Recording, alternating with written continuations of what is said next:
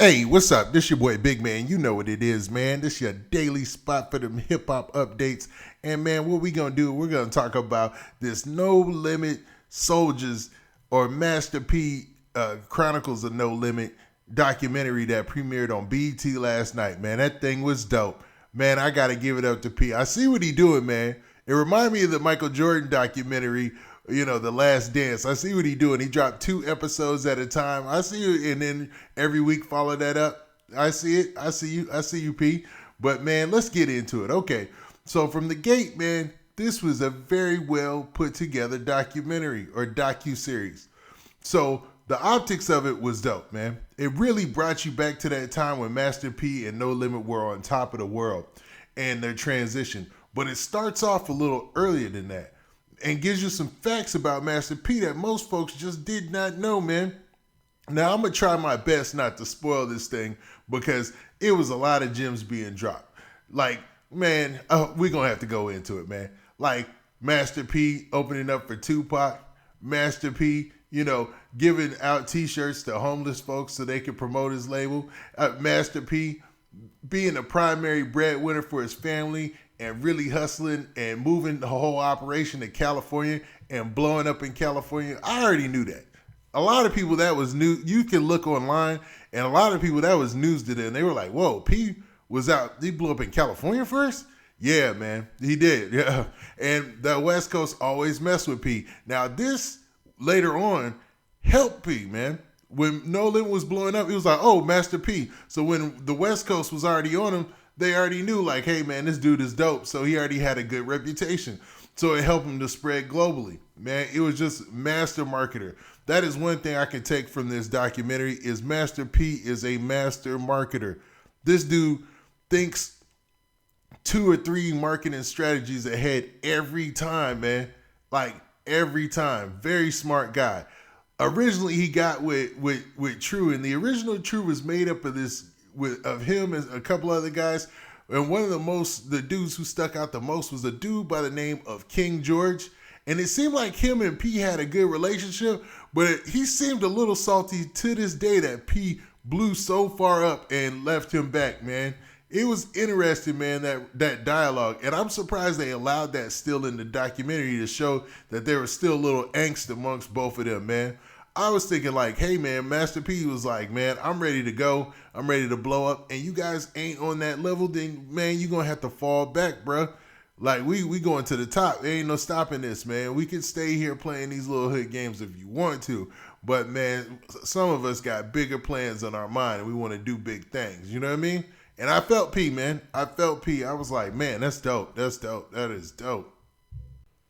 And some other big gems are how he got the concept of the No Limit Soldiers and all that. I didn't know Master P came from a family that was primarily military. Like, I'm talking about old school military too. I'm talking about like Korean War, back in the Vietnam, those days kind of military his family was in, And then I guess they just moved back to New Orleans into the projects because, wasn't many opportunities back then. So, that's just how things went.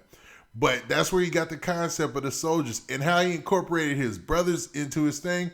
Dope, man. Dope.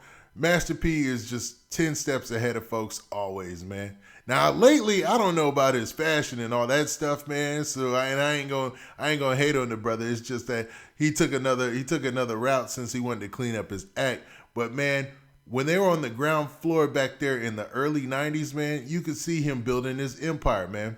So he got a little money from a settlement from a terrible incident that happened with his family, and from then on, he just springboarded that into a better situation and kept trying, man. He got, even when they were talking about the scene where he went to Priority and he had already, okay, so let me back it up just a little bit. So when Master P was in Northern California, he was in the Richmond area, man, which is, that's the trenches, man. That's bad. That's just as bad as New Orleans, which is crazy, man.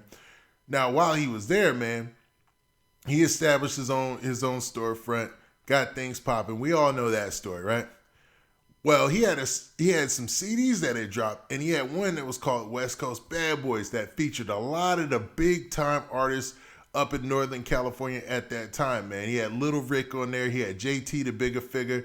He had a lot of cats. Oh, he even had Rappin' Forte on there. He just had a lot of those cats. And he was selling like 100,000, 200,000 out the gate, independent. So you're talking about this cat had money. Where, he was talking to artists who already had deals who didn't have as much money as him, because they're signed to the label, and you talking about the 90s. So you talking about straight up slave contracts where these cats was not getting no money. These rappers today do not know how good they have it, man. These cats is telling folks like Lil Baby came out and say, yo, man, I ain't taking nothing less than 100,000 for a feature. And rightfully so. And I guess his show price is probably that or even twice that. Could you imagine? And in those days, it was just not that type of game, man. It just wasn't. So P stuck out immediately because he had money, man. He had money. That money made him stick out. That success made him stick out and made Tupac and folks like that pay attention, man. They were like, man, this cat got money, man. And, man, he took his operation back home and just used that same logic and, man, blew up, man. And when the majors caught on and they wanted to get with him, he had all the bargaining chips. He had all the leverage. He went to them and told them, nah, man, I don't know about that deal, because they offered him $1 million off the gate. And a lot of people know that story, man. And he just walked out. And then he said, forget it, man. If they offer me $1 million, I must be worth way more than $1 million. Smart man. I started laughing. I was like, God dang, this dude was smart, man. He was just smart. So then he moves on, man, and he goes and he finds Michael Jackson's attorney or something like that, or his financial attorney, something like that, right? And this dude hips him to the game on, dog, you already making money. Only thing you need them to do is press up the CD. And from then on, that's where he got his 80-15 deal. But then he needed some money up front, so they made it an 80-20 deal. But it was the first deal like that ever, There weren't a lot of press and distribution deals going around, because basically they're saying that, hey, man, all we going to do is put this on a CD and put it out for you. And you got to do the promotion and the marketing. So that made sense when you start to think about how they put out those albums back in the day, right? Because the first thing you notice when you open up a No Limit CD is advertisements for all their other CDs and exactly the date that they coming out and stuff. And then on the other side of the CD, on the paperwork part of it, you would see stuff like, yo, this CD coming out in 3 months. I mean, a lot of advertising. Where back in the day on a normal CD, you would just have the album artwork and then the thank yous. That was it. You know what I mean? But nah, Master P, marketing genius again, man. You would even have advertisements in the little CD holder part of the CD, because it was a way for him to market, even though, and save money, because the marketing budget was coming out on his end, man. Smart dude, man. That way he's not doing anything crazy. He's already going to have CDs out there. They're helping him market and they don't even know it, and he's still keeping his 80%, man.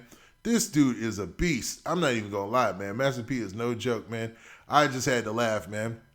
So it looks like, man, when they go to the next episodes, they're going to be talking about some craziness, man. But the way he developed his relationships and a lot of people that he met throughout No Limit was interesting too, man. So Mia X. I cannot let this video go by without talking about Mia X. It was interesting to know that Mia X, even though she was working at a record store, I guess it was called Peaches, she was a hip-hop star on her own in New Orleans. Like, she was a star. Like, they had this whole bounce scene that was going down, and she already had hit records locally and stuff, man, and she was already killing it before P even came and got with her. Like, she was a bigger artist in New Orleans than he was. And then you also had Cash Money. They delved into Cash Money. They were talking about the meeting between Cash Money and No Limit, which was dope. That was interesting. That was very interesting, because you had Cash Money, they were already the biggest label in New Orleans, and everybody knew it.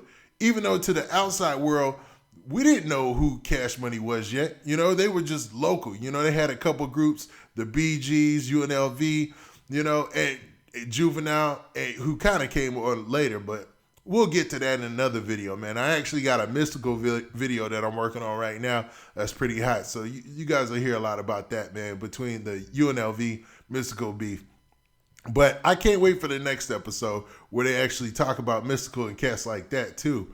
But it looks like they're going to get into the Suge Knight thing because Suge Knight tried to press Pete early, man, very early. And Master P, man, he wasn't backing down, which I thought was dope. Now, what do you guys think about this No Limit Chronicles and Master P? Do you think this was a good display of his, business acumen? And do you feel like, man, P is a master marketer? That's how I feel, man. And are you feeling the series, man? Leave a comment, man, at the bottom. Funniest comment or best comment gets posted to the top. And we out of here. Oh, yeah. Make sure you hit that like button. Make sure you hit that subscribe button. And make sure you hit that notification bell so you get alerts as soon as I drop these videos. And we out. Peace.